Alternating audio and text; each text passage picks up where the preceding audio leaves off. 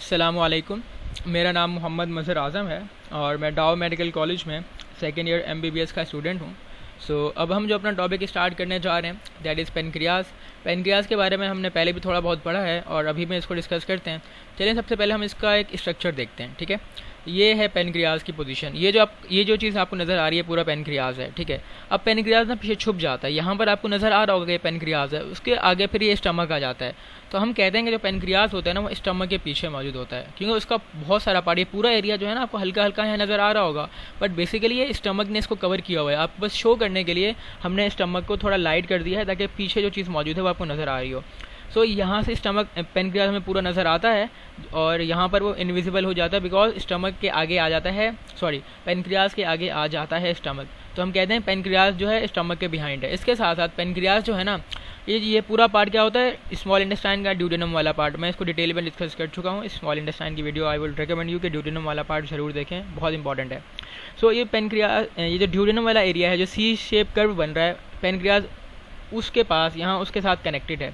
और पेनक्रियाज से यहाँ से जो येलो वाली ट्यूब नज़र आ रही है ना आपको, ये येलो वाली चीज़, ये होती है पेनक्रियाटिक डक्ट, जो आखिर में किस में ओपन हो रही होती है, ड्यूडेनम में। और ये पेनक्रियाटिक डक्ट है, ये ऐसा नहीं है कि अकेले ही जाके कहेगी कि नहीं मुझे इसके अंदर दाखिल होना है। ये पेनक्रियाटिक डक्ट ऊपर से आने वाली है, जो लीवर से एक डक्ट आ रही है, इसको कहते हैं कॉमन बाइल डक्ट। देखो लीवर से दो डक्ट निकल रही हैं, एक है ये गॉल ब्लैडर से जो डक्ट निकल रही है इसको कहते हो आप सिस्टिक डक्ट, और जो ये वाली डक्ट है ये है कॉमन बाइल डक्ट। तो सिस्टिक डक्ट और ये कॉमन बाइल डक्ट दोनों मिल जाती हैं और ये कॉमन बाइल डक्ट के नाम से ही नीचे आ जाती है। जब कॉमन बाइल डक्ट के नाम से नीचे आ जाती है ना तो उसके साथ पेनक्रियाटिक डक्ट भी मिल जाती है।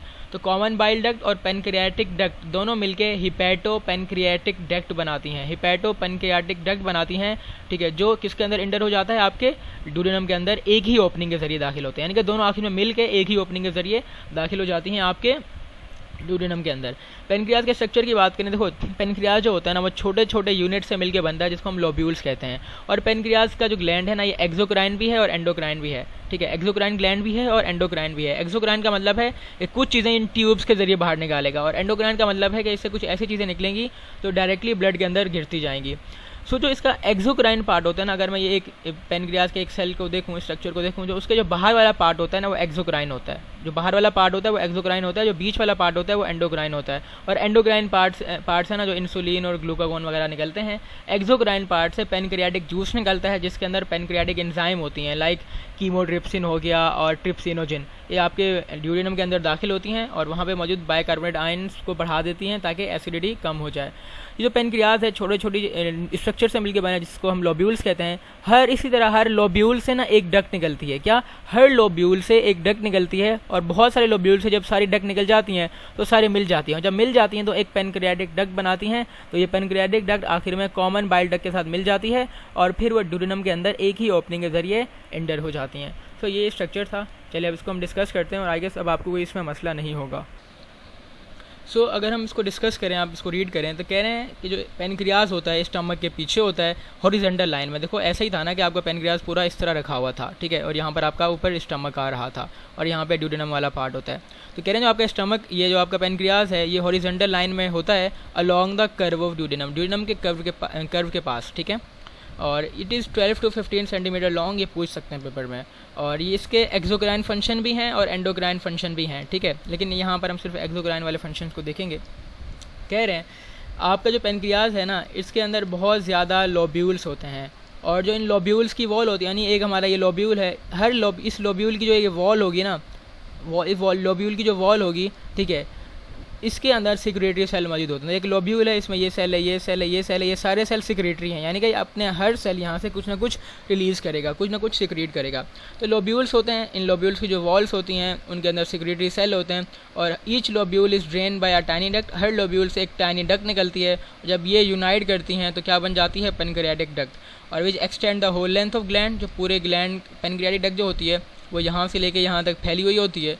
और ये जब कह रहे हैं जब ये ओपन होती है ड्यूडेनम में, तो बिफोर एंटरिंग द ड्यूडेनम में एंटर होने से पहले पेनक्रियाटिक डक्ट मिल जाती है कॉमन बाइल डक्ट के साथ और बना देती है हिपैटो पेनक्रियाटिक डक्ट या हिपैटो पेनक्रियाटिक एम्प्यूला। ठीक है, फिर जो ड्यूडेनम की ओपनिंग होती है ना वो एक ही ओपनिंग होगी जिसके ज़रिए कॉमन बाइल डक्ट और पेनक्रियाटिक डक्ट दोनों मिलकर रिलीज़ होंगी, दाखिल करेंगी अपनी सिक्रीशंस को किसके अंदर, ड्यूडेनम के अंदर, ड्यूडेनम के अंदर। कह रहे हैं जो ड्यूडेनल की ओपनिंग है ना एम्प्यूला वाली, यहाँ पे जो एम्प्यूला है ये दो के मिलने से बना है, तो ड्यूडेनम की जो ओपनिंग है एम्प्यूला वाली, it is control by hepato pancreatic sphincter यानी स्फिंक्टर ऑफ बॉडी, यानी कि इसके ऊपर भी एक वॉल्व मौजूद होता है जिसको आप हिपैटो पेनक्रियाटिक स्फिंक्टर कहते हो या स्फिंक्टर ऑफ ऑडी कहते हो। ये एमसीक्यू का पार्ट है कि स्फिंक्टर ऑफ ऑडी किसको कहते हैं, हिपैटो पेनक्रियाटिक एम्प्यूला की जो ओपनिंग होती है ना हिपैटो पेनक्रियाटिक स्फिंक्टर उसको कहते हैं। और ये कंट्रोल क्या करेगा कि ये कंट्रोल करेगा कि आपने जो सिक्रीशन ड्यूडेनम के अंदर डाल दिए ऐसा ना हो वापस से वो आपके पेनक्रियाज या लीवर के अंदर ना चली जाए। कह रहे हैं एक्सोक्राइन ग्लैंड जो है ना ये पेनक्रियाज अपने पेनक्रियाटिक जूस के जरिए क्या क्या सिक्रीट करता है, एंजाइम रिलीज़ करता है जो कार्बोहाइड्रेट को डाइजेस्ट करते हैं, प्रोटीन्स को डाइजेस्ट करते हैं और फैट्स को डाइजेस्ट करते हैं।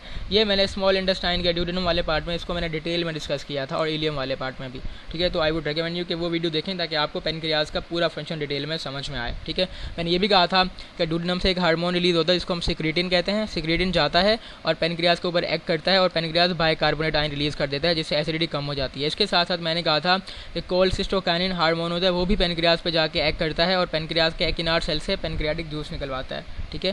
सो आई वुड रिकमेंड यू कि वो वीडियो ज़रूर देखें।